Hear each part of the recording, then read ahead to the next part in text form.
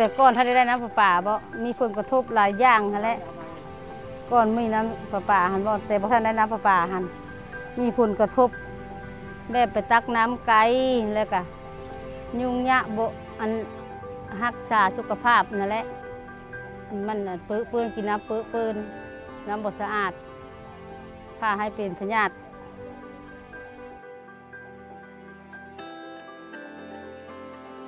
Based on a 2007 analysis of available data, it is estimated that 72% of the total population in the Greater Mekong sub-region still do not have access to water and or sanitation. That's approximately 24.5 million people.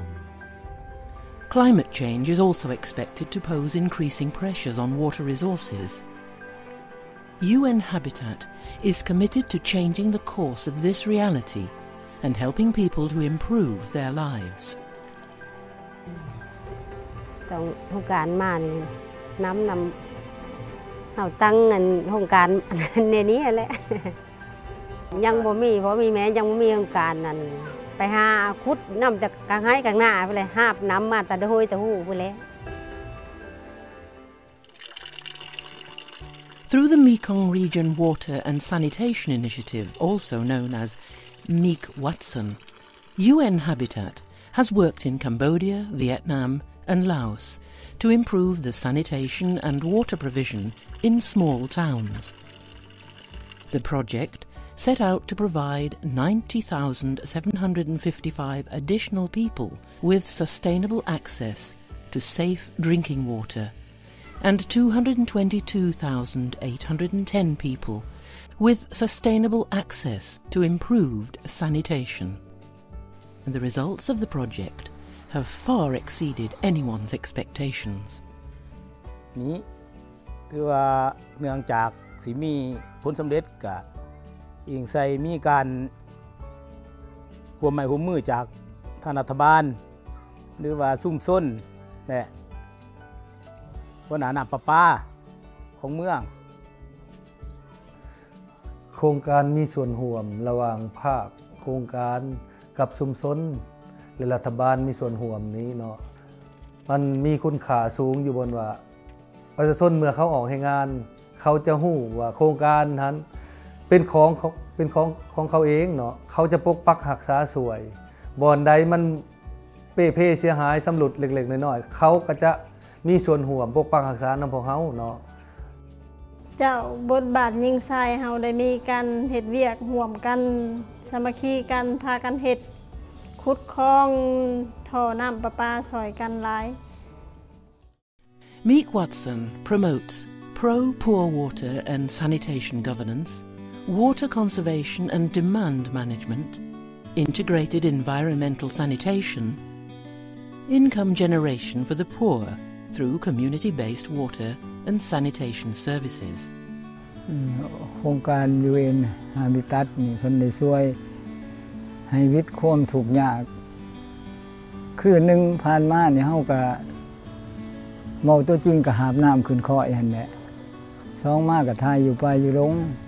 เดี๋ยวนี้หั่นแม่นมาอยู่น้ำค้างน้ำเฮือนโดดอยากได้อยู่ไสก็เป็นใครเอาคันเว้าเรื่องห้องน้ำเฮาก็บ่จำเป็นสิไปวันอื่นอันสองมาก็เฮ็ดให้ความเจ็บไข้ได้น้ำนี่รุดพ้นหลายได้การถอกท้องบ่หรือไข้ยุงลายยุงดีนี่ก็เป็นดีหลายย้อนตัวนี้ได้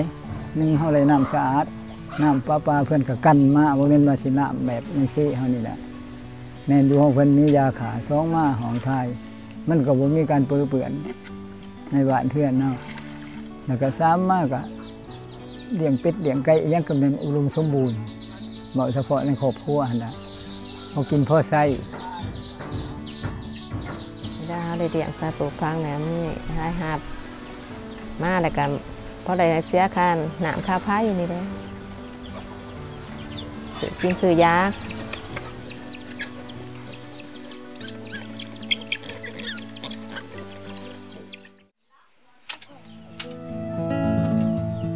Without having to travel far distances to collect water, the beneficiaries of the project now have the time to generate more income through various sources. ภายหลังที่โครงการน้ำและสุขาภิบาลเข้ามานี้เนาะคันเว้าเรื่องน้ำนี่เฮ็ดให้แม่ยิ่งนี่นะก็มีข้อสะดวกขึ้นบ่ได้เสียเวลาในการไปหาน้ำเนาะเด็กน้อยก็คือกัน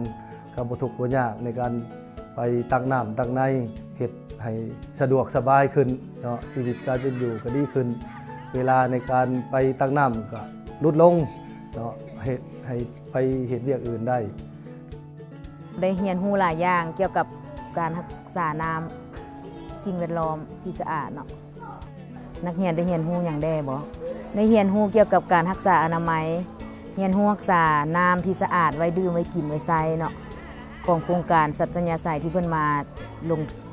ร่วมในโรงเรียนเฮานี้เนาะนักเรียนมีการเปลี่ยนแปลงหลายอย่างเรียนรู้เกี่ยวกับสุขอนามัยที่ดีแล้วก็ได้เรียนรู้เกี่ยวกับคุณค่าของน้ำ The project created a revolving fund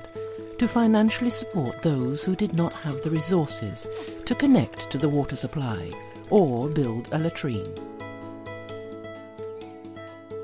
มีนิดท้ายแล้วก็ไปยุ่งยะไปกะโยฝนตกลิ้นให้กบยังกินแล้วก็มาผ้าเกิดคุกพญาติและข้าพเจ้ามาค้าได้โครงการนี่ก็สมบูรณ์บ่เจ็บบ่ไข้แล้วก็สะดวกสบายหลายอย่างสุขภาพแข็งแรงบ่มักเป็นพญาติสำหรับโครงการยืนอภิตันหรือว่าเวกมัดซัน2นี้ก็สิว่าแหละเป็นโครงการที่ดีนั่นแหละว่าซั่นซะใส่ทุนน้อยแต่มีประสิทธิผลสูงโดยเฉพาะการเฮ็ดเวียกร่วมกับชุมชนนี้ก็เป็นบาทกล่าวทำอิฐที่รัฐเศรษฐกิจบ่เฮาได้เฮ็ดว่าซั่นซะร่วมกับชุมชนก็เป็นเวียกที่ยุ่งยากคั่นแหละสิว่าแต่พวกเฮาก็มีใบพริบนั่นแหละเนาะและประสานงานกับภาคส่วนที่เกี่ยวข้องมีการจัดสัมมนาปรึกษาหารือกันถ้าเราเวียกในโครงการนั้นจังว่าพ่อแม่ประชาชนมีความเข้าใจและให้ความร่วมมือในการติดตามปฏิบัติมีผลสำเร็จโดยดีโครงการนี้จะช่วยให้มีความยืนยงก็ต่อเมื่อว่าย้อนว่าพนักงานของพวกเฮาได้ฝึกอบรมมาเป็นอย่างดีเกี่ยวกับการคุ้มครองการผลิตการบำรุงรักษาการบริการการติดตั้งและซ่อมแปลงการฝึกอบรมมีประโยชน์ต่อประชาชนคือ1ให้เขาเจ้ารู้จักปกปักรักษาอนามัยให้แม่นสะอาด2มาเขามีความสามารถซ่อมแปลงได้ในเวลาวิจัยเปเสียหายข้าพเจ้าได้เรียนรู้ได้เรียนมาแล้วจากโครงการแล้วและนำใช้นำกับประชาชนได้ดีเนาะแล้วก็เฮ็ดไปเรื่อยๆไป Working collaboratively with local governments and community members as partners has ensured that the project is sustainable and has long-lasting positive impacts on the beneficiaries. But still,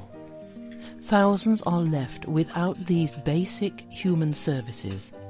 and more is needed to ensure that everyone in the Mekong sub-region has access to clean water and improved sanitation.